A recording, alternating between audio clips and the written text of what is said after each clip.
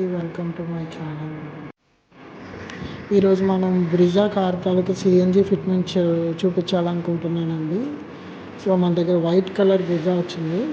So front part చూస్తే మీకు already fit అయిపోయి ఉన్నాయి. రైలింగ్స్ ఇలా ఫిట్ చేశారు. అండ్ మనకి ప్రెజర్ రెగ్యులేటర్ ఇక్కడ వచ్చింది. ఈ పొజిషన్లో ప్రెజర్ గేజ్ అండ్ ఫిల్లింగ్ వాళ్ళు కస్టమర్ బానెట్లో వేయించుకున్నారు, పెట్రోల్ ట్యాంక్లో వేయించుకోలేదు. సో ప్రతి టైం ఫిల్ చేసుకునేటప్పుడు ఫ్రంట్ బానెట్ ఓపెన్ చేసి ఫిల్ చేసుకోవాలి. బ్లూ కలర్లో ఉంది కదా, అది ఫిల్లింగ్ అది. ఆ పక్కనే సాలినాయిడ్ వాల్వ్ ఉంది. ఆ సాలినాయిడ్ వాల్వ్ పెట్టి ఉంటేనే మనకి ఇంజిన్ స్టార్ట్ అవుతుంది అంటే, లేకపోతే స్టార్ట్ అవ్వదు. వైరింగ్ ఈసీఈ అంతా పర్ఫెక్ట్గా పెట్టారు. సో మీకు ఫినిషింగ్లో ఎలా ఉంటుందంటే, అసలు మీరు సిఎన్జి కిట్ వేయించుకున్నట్టే అనిపించదు. మీ బానెట్ ఓపెన్ చేసిన తర్వాత ఒక ప్రెజర్ రెగ్యులేటింగ్ వాల్వ్ ఒకటి కనబడుతుంది. ఇంకేమీ కనబడకుండా చాలా నీట్గా, వైరింగ్ ఏది కనబడకుండా మీకు ఇక్కడ మన కన్వర్షన్ సెంటర్లో వర్క్ చేస్తారు. ఇది ఈసీయూ.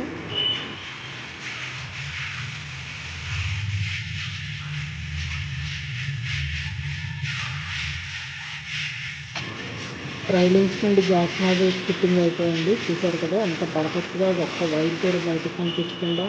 ఇప్పుడు గ్యాస్ ఫ్లో కంట్రోలర్ కూడా కనెక్ట్ అయిపోయింది. ఇక్కడ నుండి స్విచ్ పిన్ మన ఈసీఈకి కనెక్షన్ ఉంటుంది. అండ్ రెగ్యులేటర్లో కూడా గ్యాస్ ఇన్లెట్ హై టెన్షన్ పిక్స్తో పెట్టేసింది. మీకు టెంపరేచర్ సెన్సర్ కూడా ఉంటుంది ఇందులో. అది ప్రెజర్ గేజ్. ఈ ప్రెజర్ గేజ్ నుండి గ్యాస్ స్విచ్కి వెళ్తుంది వైరింగ్, అది కనెక్ట్ అయిపోతుంది.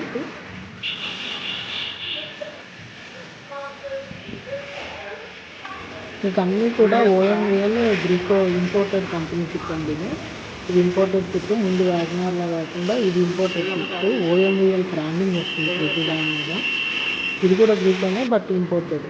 ఇది స్విచ్ ఇన్స్టాల్ చేశానండి. ఎంత పర్ఫెక్ట్ పొజిషన్ అంటే, స్టీరింగ్ పక్కన మనకి ఆల్వేస్ కనబడుతుంది. అండ్ గ్యాస్ టు పెట్రోల్ మార్చడానికి బాగుంటుంది. అసలు అక్కడ స్విచ్ ఉన్నట్టు కూడా అనిపించదు, అదేదో ఇంటర్నల్ బటన్లా అనిపిస్తుంది. ఇంత పర్ఫెక్ట్గా ఫిట్టింగ్ వచ్చిందో. ఇది సిలిండర్ చూడండి. సిలిండర్ ఫిట్ చేసిన తర్వాత కూడా మనకు చాలా స్పేస్ మిగిలింది. సో పెట్రోల్ ట్యాంక్లో వేయించుకోలేదు, బానెట్లో వేయించుకున్నారు కనుక మనకి ట్యూబింగ్ కూడా ఏం రాలేదు. ఇది జస్ట్ సిలిండర్ వాల్వ్ ఇలా వచ్చింది.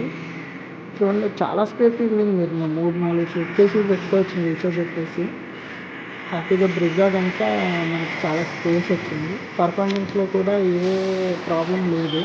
పికప్ 1% కూడా తగ్గలేదు. Full performance. కస్టమర్ అయితే ఫుల్ సాటిస్ఫై అయిపోయారు.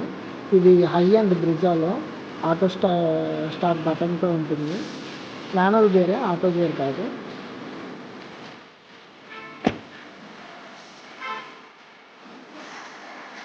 ఇప్పుడు మనం ఫైనల్ వర్క్ ఫినిషింగ్ అయిపోయిందండి.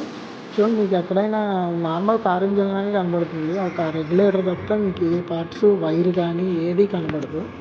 సో రైలింగ్స్ అలా వెనక్కి వచ్చేసాయండి. ఇది మన ECU main heart of the CNG kit computer.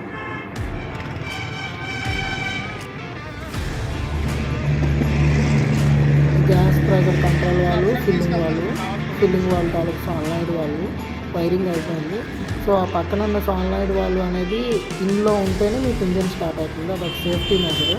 అది ఫిల్లింగ్ అప్పుడు తీస్తారు, ఫిల్లింగ్ అయితే పెడతారు. సో ఫిల్లింగ్ టైంలో మీకు ఇంజిన్ ఆఫ్లో ఉంటుంది అనమాట, సేఫ్టీ మెజర్ కింద.